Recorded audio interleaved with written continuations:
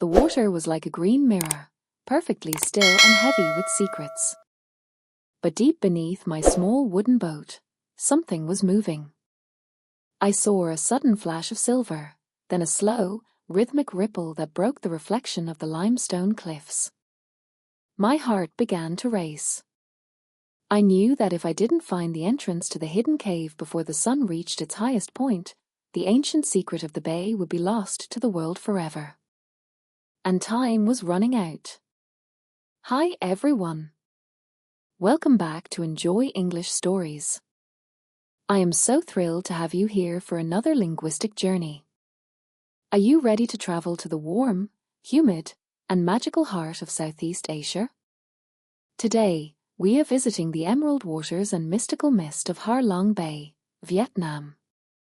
As always, we are practicing the shadowing technique. This isn't just listening, this is active training. You must speak out loud at the same time as me. Do not wait for me to finish the sentence.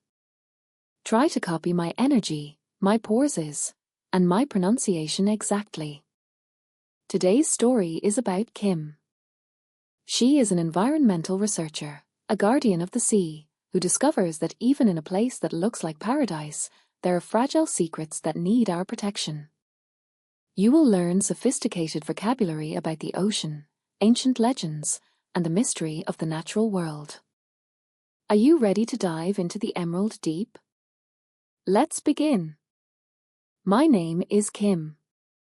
I am 24 years old, and my office is unlike any other in the world. I don't sit at a desk under fluorescent lights instead. I spend my life on a traditional wooden boat called a junk boat. We sail through the heart of Ha Long Bay, a place that feels like it was designed by a giant artist. If you have never been to northern Vietnam, close your eyes for a moment and try to imagine this. Thousands of giant, jagged limestone pillars, called casts, rising straight out of the water. They are covered in thick, tangled green jungle. To me, they look like the ancient, mossy humps of a massive sleeping dragon. This is why the area is so special.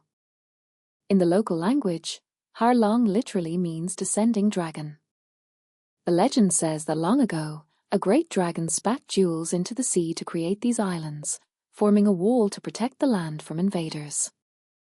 My life is a constant play of emerald and gold. During the day, the water is a deep, opaque emerald green. When the sun is high, everything glows with a bright, liquid gold. But my favorite time is the early morning, when a soft, pearly grey mist hangs over the water, hiding the tops of the islands and making the world feel quiet and ancient. I spend my days as a researcher. Sometimes I count the rare, golden-headed monkeys that live on the steep cliffs, and other times I dive deep down to check the health of the vibrant coral reefs. I live in a floating village, a community of colourful wooden houses built on sturdy plastic drums and tied together with thick ropes. My house is literally on the water. We have a tiny garden of herbs on our deck, and when we want to visit a neighbour, we simply use a small motor or a pair of oars. It is a simple, rhythmic life, filled with the savoury smell of grilled fish, the salty scent of the sea, and the constant, comforting sound of water lapping against the wood. Lap, lap, lap. One humid morning, when the air felt thick and heavy like a warm blanket, my grandmother called me to her side. She is 80 years old, with skin as wrinkled as a dried plum and eyes that have seen 1,000 storms. She has lived on this bay her entire life. Kim, she said, her voice thin and shaking slightly like a leaf in the wind. Listen to me carefully. The moon is in a rare position today, and the tide will be the lowest it has been in a decade. The emerald secret will be visible for only a few hours. You are a scientist, but you are also a daughter of the dragon. You must go to the lonely cast and check on the guardian. I was confused. I had studied the geography of this bay for years, but I had never heard of this. The emerald secret? What is that, Grandma? Is it a rare species of fish, She shook her head and pointed her finger toward a distant, lonely coast, a tall, isolated stone island that was usually surrounded by very deep, dangerous currents. There is a hidden cave at the waterline that only appears once every 10 years when the moon and the tide are in perfect alignment. Inside that cave, there is an ancient statue of a dragon made of pure green jade. We call him the guardian of the bay. My grandfather told me that the stone is a mirror for the water. If the sea is healthy and pure, the jade glows like a star. But if the water is sick and dirty, the stone turns black. Go, Kim. See if the dragon is still breathing. I didn't waste a second. I took my small, traditional bamboo rowboat. I didn't want the noise of a motor to disturb the silence of the morning. I began to paddle. Splash, pull. Splash, pull. The sun began to burn through the mist, and I could feel the heat growing on my shoulders. The bay was eerily quiet. As I approached the lonely, jagged island, I saw it, a small, dark, jagged opening at the very base of the rock, previously hidden by meters of water. The tide was receding fast, revealing a tunnel floor covered in sharp barnacles and bright, colorful sea anemones that looked like underwater flowers. I tied my boat to a rock and pushed it slowly inside the narrow opening. The transition was shocking. One moment I was in the bright, golden heat, the next, I was in a world that was very dark, very cool, and smelled of salt, damp earth, and ancient stone. My heart was thumping against my ribs. I turned on my powerful waterproof flashlight. The beam of light sliced through the darkness, hitting the damp walls, and I gasped. The entire ceiling of the cave was covered in thousands of tiny, glowing crystals that sparkled like a galaxy of stars. And there, in the very center of the cave, resting on a stone pedestal, was the dragon. It was magnificent. It was larger than I expected, carved with incredible detail from a single, massive piece of sea green jade. Its scales looked real, and its long whiskers seemed to float in the air. But as I moved closer, my heart sank into my stomach. The dragon was not glowing. The bottom half of the statue, especially the long, beautiful tail, was covered in a thick, foul-smelling black slime. Even worse, the cave floor was filled with plastic trash, old water bottles, torn fishing nets, and colorful bags that the tide had carried into this sacred space over the years. The emerald secret was suffocating under our waist. "I'm so sorry," I whispered into the darkness. The silence of the cave made my voice sound loud. I felt a wave of anger, but then a wave of determination. I realized that my scientific instruments couldn't fix this, only my hands could. I spent the next 4 hours inside that dark, cramped cave. I didn't care about the mud or the smell. I used my bare hands to scrape away the oily black film from the jade scales. I crawled into the corners of the cave, collecting every single piece of plastic I could find. I found old shoes, pieces of styrofoam, and hundreds of plastic straws.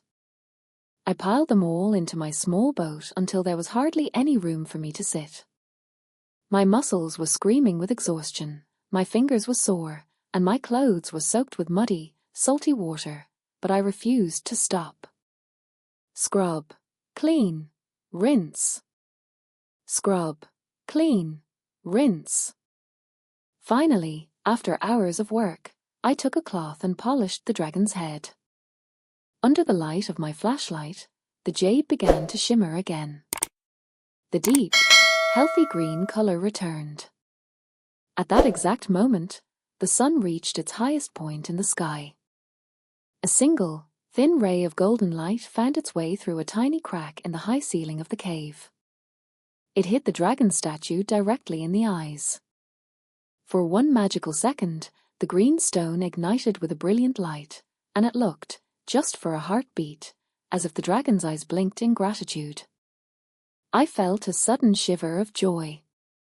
I quickly paddled out of the cave, my boat heavy with the weight of the trash I had collected. As I moved away from the island, the tide began to rise rapidly. Within minutes, the dark opening disappeared beneath the emerald waves once again, hidden for another 10 years.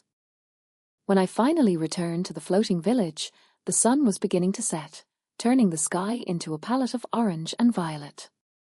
My grandmother was waiting on the deck, her eyes fixed on the horizon. She looked at my boat overflowing with plastic and then looked at my tired, dirty face. She didn't ask a single question. She simply reached out, took my hand, and smiled a deep, peaceful smile. "The bay is breathing again, Kim," she said. "The dragon is awake." My name is Kim, and that day changed my life. I learned that we are the guardians of our own history and our own planet. You don't need to be a giant or a superhero to save a dragon, you just need to be willing to get your hands dirty and clean the water. Life is a beautiful, fragile cycle. When we take care of nature, nature takes care of our souls, and the emerald secrets will continue to glow for generations to come. What a truly magical and inspiring story. Did you imagine the glowing jade dragon? Can you feel the satisfaction of cleaning such a beautiful place? Kim showed us that being a researcher is about more than just data, it's about love for our home. Now, it's time for your most important task. Shadowing. This story was long and full of rich descriptions. I want you to go back to the beginning. Play the story again and speak with me. Focus on the words limestone, descending, magnificent, and receding. Try to capture the mystery of the dark cave and the heat of the Vietnamese sun in your voice. Your goal is to match my rhythm exactly. If you want to see more of the beauty of Vietnam and continue your English journey, give this video a big like. Subscribe to enjoy English stories so you never miss an adventure. Tell us in the comments. Have you ever explored a hidden cave or a secret place?